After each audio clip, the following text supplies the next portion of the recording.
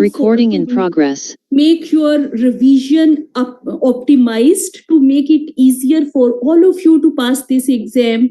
And just to aid your success journey, StudyMEDIC is here with a beautiful RRR series, and I'm here with a small topic but which is very, very important as far as your exam is concerned: interpretation of CTG and intrapartum care, what the exam questions are coming up in the exam and how to go about. This is all about this session. So at the end of the session, you should be able to understand that what exam questions are coming up in the exam, what should be my correct answer according to my knowledge. You have to apply your knowledge, and if the CTG trace is given, you should be able to interpret that trace, you should be able to identify the risk factors, and you should be able to answer the question in the exam appropriately. I am Dr. Tazeen from StudyMEDIC, and I welcome you all for this beautiful RRR series to make your journey easier, and the ultimate agenda is to learn together and to succeed together. So always remember that whatever the efforts you are putting for your exam, whatever these days are tough days as the exams are fast approaching, but always remember that a person with passion and dedication, everything is possible. You are just close to your success. Just keep that in mind, and this hustle, this struggle, these efforts, that is actually the antidote to all your problems, and definitely we will meet you in your success celebration. So let's start today's session. And this session, as I told you, it is about cardiotocography. It is about intrapartum monitoring, that what are the indications, when to do the monitoring, when to do intermittent auscultation, when to do the continuous electronic fetal monitoring. And if the monitoring is given, if the cardiotocography trace is given to you, you should have a clear idea to classify that trace, and you should have clear idea to know that how I have to manage my patient. Always remember that the most common cause of litigation in UK in obstetric patients, that is basically the misinterpretation of CTG. So that thing should be kept in mind, and that's why it is very, very important for every healthcare practitioner to learn about CTG and then to apply it in managing your patients. Cardiotocography is actually a continuous electronic record of the fetal heart rate, which is obtained by ultrasound transducer. And this ultrasound transducer, it is placed on mother's abdomen, and it is sometimes referred as electronic fetal monitoring. Okay, so what actually we can do in this way when we are doing a cardiotocography, we can monitor the contractions of the uterus as well as we can monitor the fetal heart rate as well. Okay, so the methods of cardiotocography is for continuous or for intermittent monitoring of the fetal heart and the activity of the uterine muscles. And we are placing actually two transducers, one for fetal hearts, one for uterine contractions. So one transducer which is actually placed, that is preferably placed on the back of the fetus. Okay, you palpate and you place it on the back so that you can easily monitor the fetal hearts, and the other one is placed on the uterine fundus so that you can monitor the uterine activity as well. And then you get a trace which shows you about the fetal hearts, that what actually is the baseline. Okay, then you get an idea that what is the whether there is an acceleration present or not, are there any concerns or decelerations present. Okay, and then you come to know about the variability of the fetal heart rate as well. That becomes easier for you to actually manage your patient. So if the cardiotocography is normal, then you will come to know, okay, everything is fine, so I can manage my patient. And if there is some suspicion, or if it becomes abnormal, then you have to take quick actions. If the delivery is imminent, you have to deliver your patient. You can deliver by instrumental delivery, if the by looking at the dilatation as well as station and presentation of your patient.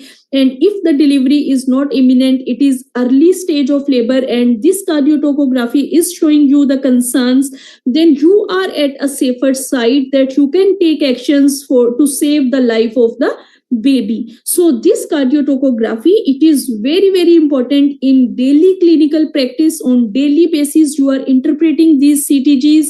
So that's why you should have an idea that what are the updates for the cardiotocography and how you have to interpret. These are the two transducers which I was discussing. One is placed on the fundus, as I told you, and the other one here you can see that this one is placed on the fundus, okay, and the other one is actually placed for the baby's hearts, and then you can get a trace which can tell you about the uterine contractions, as well as it can give you about the idea of the features of the fetal heart rate, including baseline rate, including variability, accelerations and decelerations. Now, there are certain methods of intrapartum fetal heart rate monitoring. So we should have a very clear idea that when there is no monitoring is needed, what are those situations that we say that, okay, no monitoring is needed. Then there are certain pregnancies, then we are okay with intermittent auscultation of the fetal heart rate. And there are certain concerns and medical disorders or obstetrical factors are there that we have to do the continuous electronic fetal monitoring. So one potential exam question is that you are given a situation, you are given a scenario, and then you are asked that whether you will be doing intermittent auscultation of fetal hearts or you will be doing continuous electronic fetal monitoring. So that should be very, very clear in your mind that when to do continuous monitoring and when to do intermittent auscultation, which I will be discussing with you in the upcoming slides.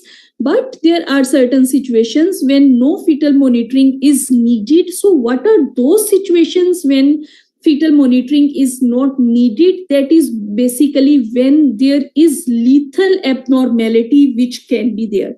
Okay. So lethal abnormality is when the babies, you can say that the prognosis of baby is poor. So then it is actually difficult that you are not aware that you know that this prognosis is poor. So there is no reason. Patient is well counseled that the prognosis is poor. This baby is not going to be survive. So in those situations, for example, it is anencephaly. Okay, so in those situations, you won't be doing the monitoring for the babies. Okay.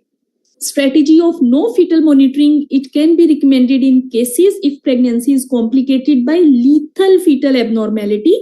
So do not subject women to an emergency cesarean section or in fetal interest. Okay, so if lethal abnormality is there, you have to think twice before giving a scar to the patient. The reason is that baby is not going to survive. So you and her next pregnancies, there can be risks which can be associated with this cesarean section. In the future pregnancy, it can be a risk of placenta previa. It can be a risk of repeat cesarean section. And with previous cesarean, there are increased chances of stillbirth as well.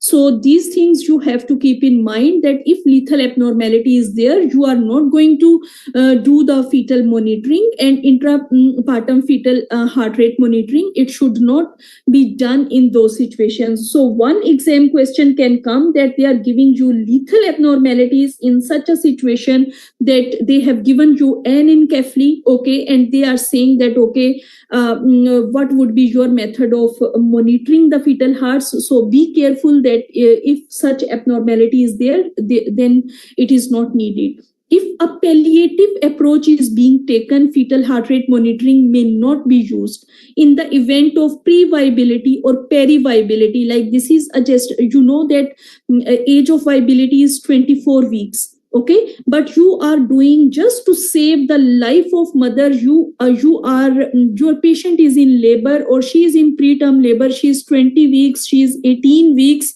Even that the patients are so much concerned. A woman who is going to, who is in labor, who is going to give birth to a baby, she might not be knowing that the viability is not achieved.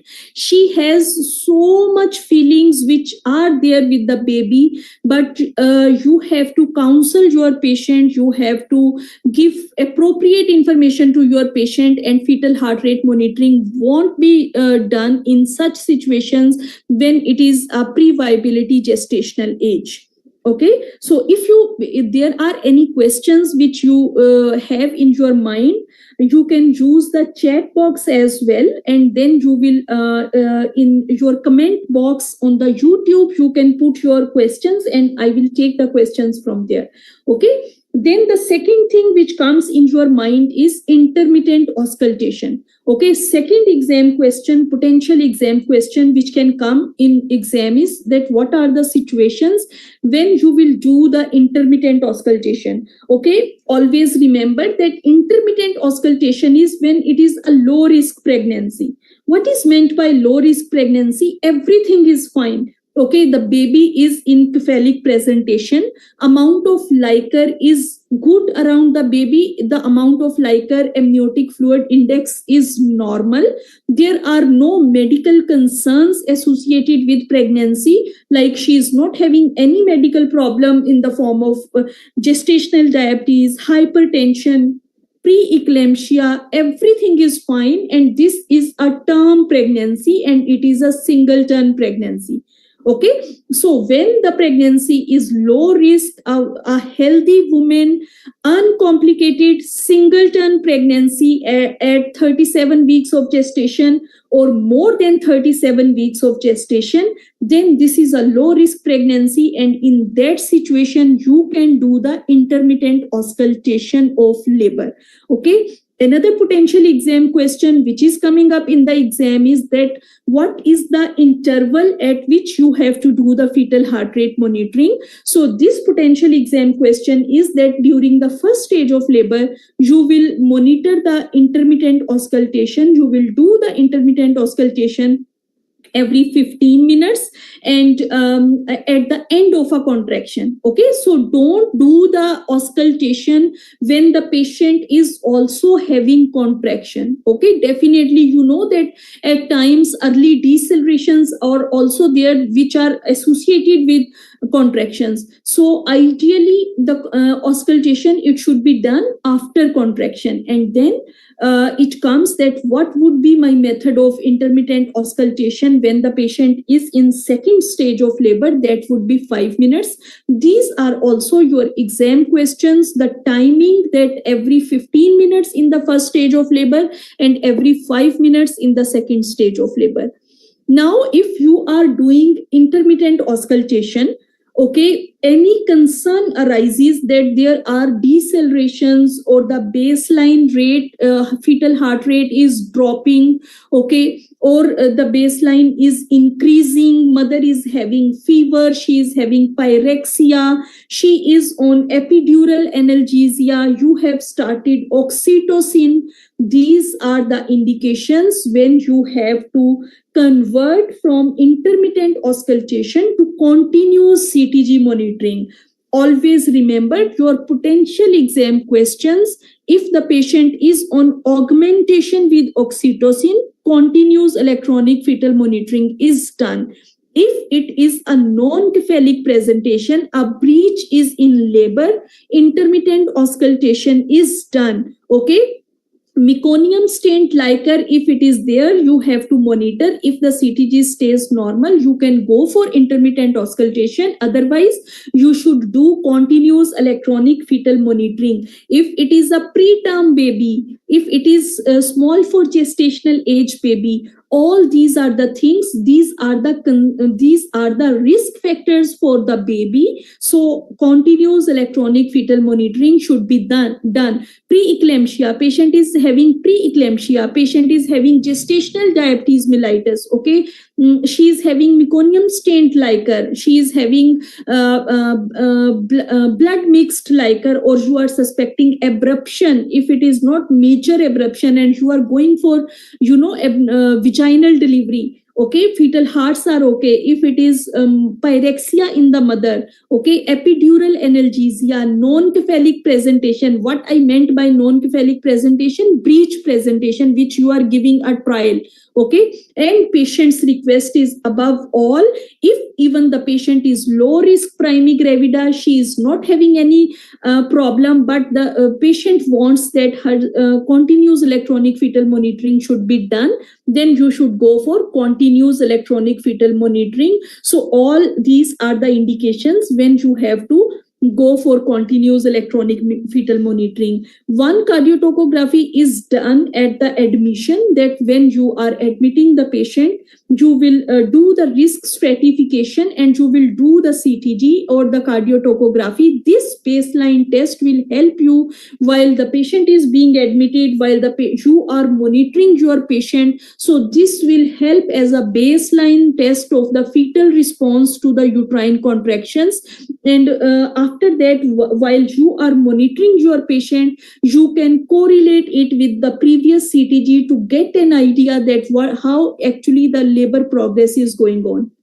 Okay, and admission CTG, it offers a record of the baseline fetal well-being at the onset of the labor, and it will also help you to discriminate between the antepartum and intrapartum events. Like if the baseline drops down during labor, so you will have an idea, okay, admission CTG baseline rate was this, now this fetal heart rate is dropping down, so then I have to take care that what actually is happening with the patient. Okay, intermittent monitoring, it should be considered to represent a variation of intermittent auscultation, and continuous monitoring is associated with actually reducing the risk of neonatal seizures. And women should be informed that continuous CTG monitoring, when compared to intermittent auscultation, it is associated with reducing the risk of neonatal seizures. Okay, so if the exam question is coming up, that what would be the benefit that you will get from continuous electronic fetal monitoring, that is good fetal outcome. And what is meant by that good fetal outcome, that the neonatal seizures, they would be reduced as you are monitoring your patient continuously, so that will help you. Okay, so there can be certain maternal as well as fetal factors which are associated, which are giving you a guidance that you have to go for continuous electronic fetal monitoring. So the maternal factors are antepartum hemorrhage, if it is there, if intrauterine infection, or you are suspecting chorioamnitis. So these are the factors that are basically working as a guide that you have to go for continuous monitoring. Hypertensive disorder of pregnancy, hypertonic uterus, like patient is being augmented, and then you feel that she is having tachysystole, the contractions are higher, then you have to go for continuous monitoring. If it is induced labor or if it is augmented labor, okay, so then you have to go for continuous monitoring. Pre-existing diabetes mellitus or gestational diabetes, preterm labor, previous cesarean section, I will add also one point, that is small for gestational age. Okay, then also you have to take care of that. And one exam question, which is that if it is intrahepatic cholestasis of pregnancy and it is severe, then also you have to do the continuous electronic fetal monitoring. If it is a post-term pregnancy, more than 42 weeks of gestation, if it is prolonged rupture of membrane more than 24 hours, significant maternal medical disorder is there, vaginal bleeding is there, BMI of patient is higher. Why we are concerned with increased BMI? Because it is a risk factor for stillbirth as well. Okay, and then previous poor obstetric outcome, if it is there, then you have to do the continuous fetal monitoring, as previously patient is having a history of poor outcome. So this is an indication that you have to go for continuous monitoring. These were the maternal factors. Now coming to the fetal factors, that when to do the fetal monitoring. Okay, when to what are the fetal factors which are actually telling us that we have to go for continuous monitoring. This is intrauterine growth restriction, abnormal fetal hearts on auscultation, abnormal umbilical artery Doppler, breech presentation. Every presentation other than cephalic is a high risk pregnancy. Okay, and you have to do the continuous electronic fetal monitoring for that. Decreased fetal activity, like the patient, she is coming to you with sluggish, reduced fetal movement. So you isoimmunization if it is there. Okay, meconium stained liquor if it is there, multiple pregnancy, oligohydramnios, prematurity. So if the presentation is not cephalic, if amniotic fluid abnormalities are there, if any medical concern is there, if growth abnormalities are there, so these are the risk factors that you have to go for continuous electronic fetal monitoring.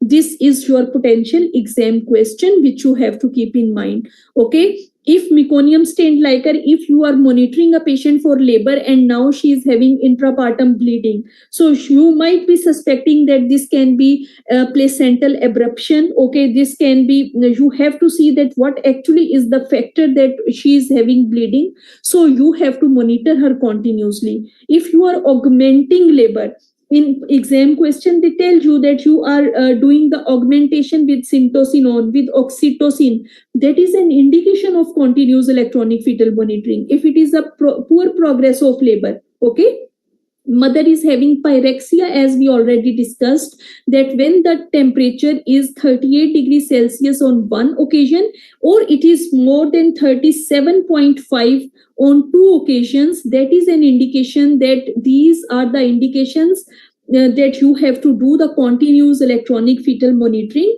And it is also an indication that for the antibiotics as well. Okay, so that is also your exam question, that when maternal pyrexia is there, that is also indication of antibiotics as well. Okay, so these are the things which you have to keep in mind. But there are certain limitations of CTG.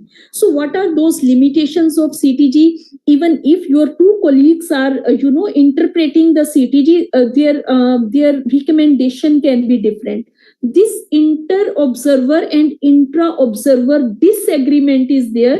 So whenever the concerns are there about cardiotocography, then you always have to keep in mind that this can be, there can be a disagreement. So two people should discuss about this cardiotocography and they should decide. It is a sensitive indicator. It has low specificity and low positive predictive value. Okay, then variable evidence is there about this cardiotocography. And there are less studies and lack of knowledge about this, that these are basically the limitations of cardiotocography, which are actually a hindrance. Still, if you are doing continuous monitoring, still if you are able to interpret, and if there are any other concerns, you can take advice from your consultant, you can take advice from your senior, you can discuss this with the midwife. So two people, they can interpret and you can come to a decision for the patient which can be beneficial for the patient.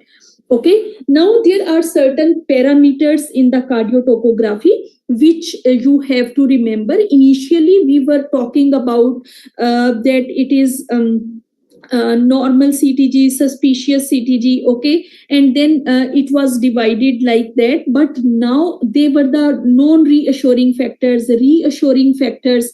But now actually beautiful colors are being used. These are white, amber, and red, and they are actually classifying CTG, that whether it is a normal CTG. White is color of peace. So if everything is white, so then it would be normal CTG. You can continue monitoring progress of labor.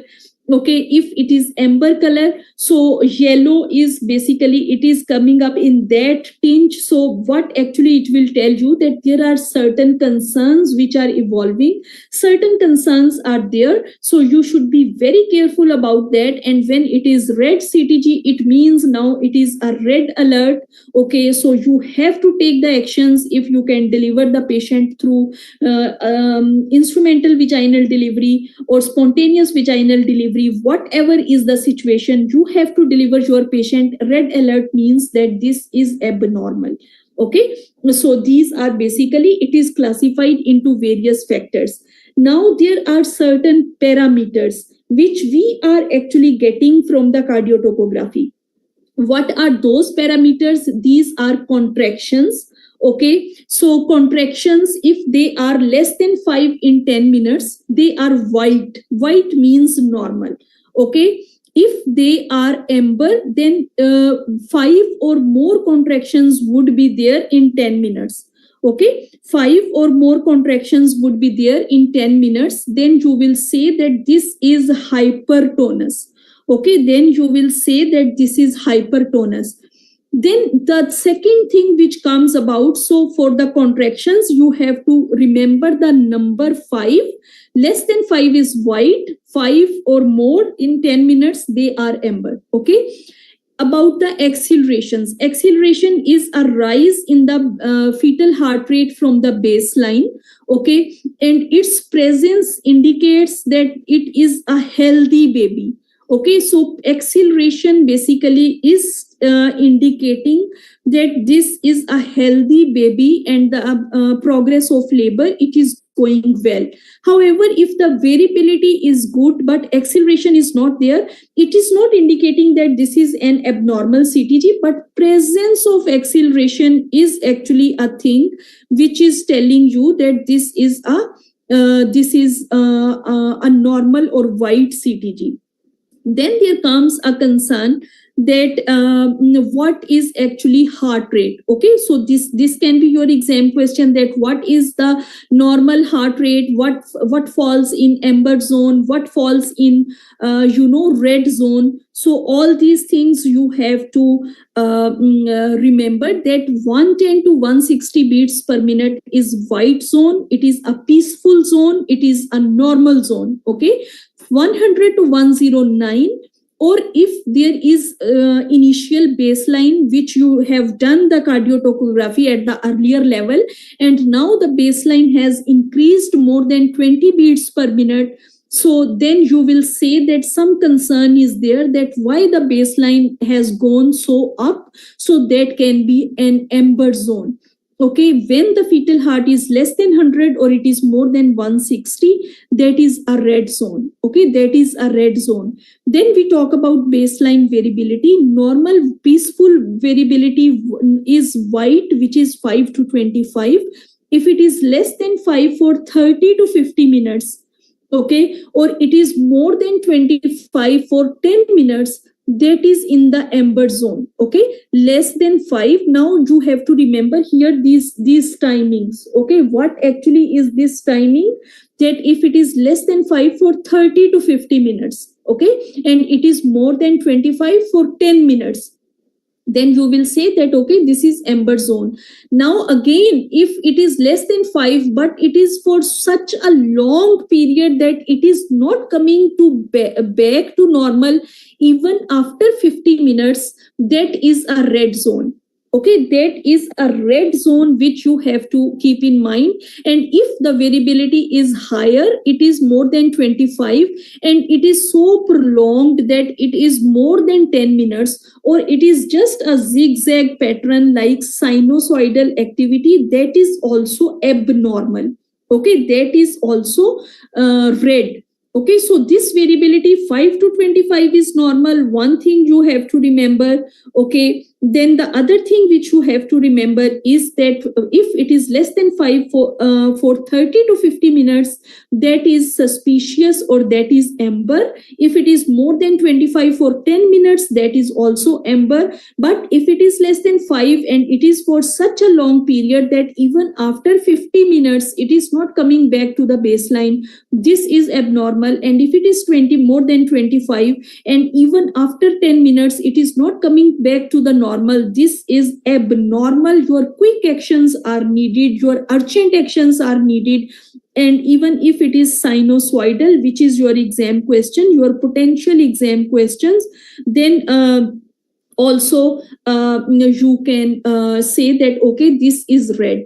Okay, then there comes decelerations. Okay, so for the decelerations, what actually you have to see that if there is no deceleration, okay, then it is a peaceful zone, or this is white.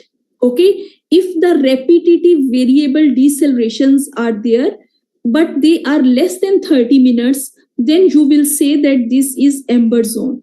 If it is variable deceleration with concerning characteristic and it is more than 30 minutes, that is a amber zone. Okay, and if it is repetitive late deceleration and the time is 30 minutes, less than 30 minutes, that is amber zone. So for the decelerations, what you have to remember is that it is actually 30 minutes is they are using a cutoff point, that they are giving you that if they are less than 30 minutes, repetitive variable and late decelerations, that is amber zone. Okay, but if repetitive variable decelerations with concerning characteristics are more than 30 minutes, okay, if repetitive late decelerations are more than 30 minutes, if it is acute bradycardia which is lasting more than 3 minutes, that is a red zone. Acute bradycardia is potential exam question which is coming up in the exam. Okay, so this is that this is red zone or this is amber zone, which you have to keep in mind. So all these factors, like you should be, this chart should be in your mind, and you should have clear idea that what about acceleration. If it is present, this is white zone. Heart rate 110 to 160 is normal. If it is going below 100, more than 160, that is red zone. I have to take urgent actions. Baseline 5 to 25 is normal. Then you have to keep in mind that what time frame they have given for the amber zone and what time frame they have given for the red zone. About the decelerations as well, you have to remember that what time frame they have given you for these decelerations. Okay, so this is basically about the parameters of CTG, okay, cardiotocography. Now, if these parameters are basically telling you that some abnormality is there, so what actually should be your plan of action? That is important, that if the CTG is normal, you will continue monitoring your labor, and risk assessment can be done hourly basis, and documentation is very, very important for these cases. Okay, and if CTG is suspicious, what is meant by suspicious CTG? That one feature is amber. So what can be that amber feature? Like if one feature is amber, that can be if only the contractions are more than 5. If it is like the fetal hearts are 100 to 109, okay, or there is increase in the baseline more than 20 beats, or the variability is less than 5 or more than 25, and you will check that it is up for 30 to 50 minutes or it is for 10 minutes, okay, or repetitive variable deceleration less than 30 minutes. So if only one amber zone is there, okay, you will say this is suspicious CTG. Okay, so if you are getting suspicious CTG, what would be your action of for the patient? What you will do for the patient? You will do the full risk assessment for your patient. You will do the maternal assessment. Okay, if what actually you have to see, that you have to see that what can be the underlying cause. Okay, what can be the underlying cause that CTG, if it stays normal? Are there any removable factors? You will check hydration, you will check patient's position, and then you will monitor your patient. If CTG is suspicious, there is low progress, there is sepsis, there is meconium, then you have to do all the features about risk assessments, maternal observations. Along with that, you will take an urgent review by the obstetrician or senior midwife. okay, and you can consider the scalp stimulation and you can expedite birth.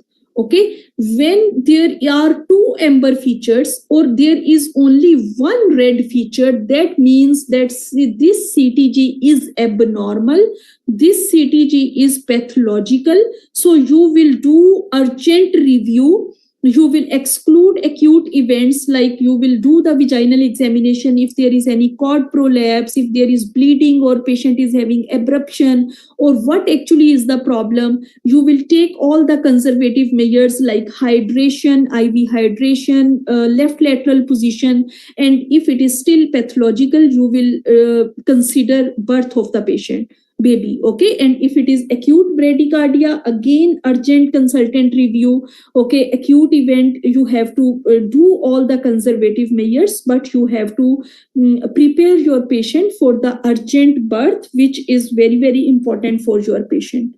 Okay, so now this is how your exam question comes in your exam. So what actually you have to remember is that first of all, from the scenario, you can get an idea that what features they are giving you. Even if you are not able to interpret, somehow you will get an idea that what actually the features they are giving me and how I have to answer the question. 30-year-old, 35 weeks of gestation, is admitted in the spontaneous labor. She is fully dilated. On examination, the head is 0/5 palpable, left occipital anterior position with minimal capit and no molding, and she has made good progress from 3 centimeter to full dilatation in the 3 hours. And she has been pushing for 1 hour, and this is the CTG. Always remember, when cardiotocography trace is given to you, the speed of the paper is 1 centimeter per minute. Okay, and when the cardiotocography trace is given to you, so you should have an idea that this belongs to the same patient you are interpreting. Okay, so this, if the speed of the paper is 1 centimeter per minute, the cardiotocography stage from this vertical line of numbers to the next vertical line of numbers, this is a 10 minutes trace. Okay, so this is a 10 minutes trace between these two vertical lines of numbers which they tell you. Okay, then you can see that, okay, how many decelerations are there. So these are accelerations 1, 2, 3, 4. So in 10 minutes, 4 accelerations are there. Okay, then it should be in your mind that amber zone is suspicious. Okay, non-reassuring is not used now. This is a new update.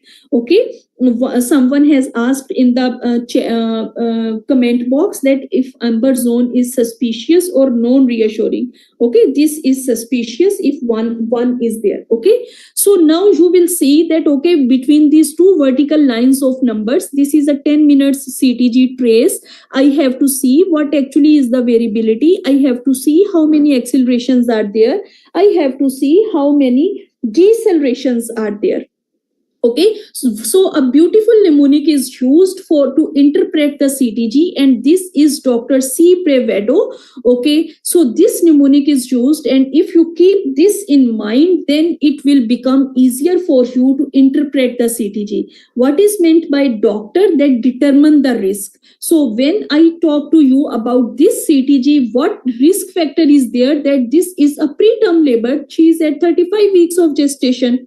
Okay, so this is a preterm labor. So you have determined the risk that, okay, what is the risk that this is a preterm labor? Then you have to see in the 10 minutes how many contractions are there, what is the baseline rate, whether any acceleration is there or not, what is the variability. Okay, and then you will see that, okay, decelerations are basically what are the decelerations which are there, and what is the overall impression of this cardiotocography, that this cardiotocography is basically normal. This cardiotocography is in the white zone. This is suspicious, or this is abnormal. And depending upon your normal, you will continue monitoring. If it is suspicious, you will do the full risk assessment, and you will do the conservative measures. And if it is pathological, you will take urgent actions to deliver the baby. Okay, so let's see that what actually here I have added the scenario is there. So your risk factor is that this is we are following Dr. C Prevo. Okay, and this is you are determining the risk factor, which is preterm labor. Contractions are there, 4 to 5 contractions in 10 minutes. Okay, then baseline rate. This baseline rate is basically the best. This is best assessed in between the contractions. Okay, the fetal heart rate never goes up during a contraction. If it does, always consider that you may be measuring the mother's heart rate. Okay, so that cannot be a good factor for that if you are just measuring the mother's heart rate. Accelerations here, actually the basically we are not able to know that whether acceleration is there. There is uncertainty about this trace. Okay, and then when we talk about variability is between beat to beat variability. Like what is the beat to beat variation between the fetal heart rates? So variability is there, that it is 5 to 10 beats. It is there. So overall impression and decelerations, you can see that decelerations are there in this CTG. Okay, so decelerations are there in this cardiotocography. So the overall impression of this cardiotocography, if we keep in mind that this cardiotocography is basically abnormal. So what actually we have to do when the cardiotocography is abnormal? We have to take the quick actions. I will go back. I will see that whether the labor is delivery is imminent or not. Okay, so if they have told that she is fully dilated, so what actually I can do in this situation is that I can go for instrumental delivery. I will reassess my patient. I will check that where is the station. I will check that she is fully dilated. So what actually I can do is that I can do the instrumental delivery as the CTG is abnormal. I can expedite the labor and I can deliver my patient. Okay, so from the statement which is given in the exam, also you get an idea that they are giving you contractions at times. They are also giving you what is the baseline fetal heart rate. So you will get an idea whether it is falling in the normal range, it is in the amber zone, it is in the red zone. Okay, and then you overall impression would be that if everything is white, that is normal CTG. If one amber parameter is there, that is suspicious CTG. And if 2 amber or only 1 red parameter is there, that is actually abnormal CTG, which you have to keep in mind. So I was telling you that in these CTGs, these vertical numbers, when they are there, so the speed of the paper is actually 1 centimeter. So between these two, it is a 10-minute trace. Okay, so in this 10-minute trace, you can get an idea how to go about and how to manage your patient. I hope this session was helpful for all of you to get an idea to answer the questions in the exam. And if even after the session you have any queries, you can post in the comment box of the chat box, and definitely I will reply to you. And all the best prayers and best wishes are with you for your exam. Thank you so much for joining the session. Thank you. Please drop down the feedback of this session in the comment box. Thank you.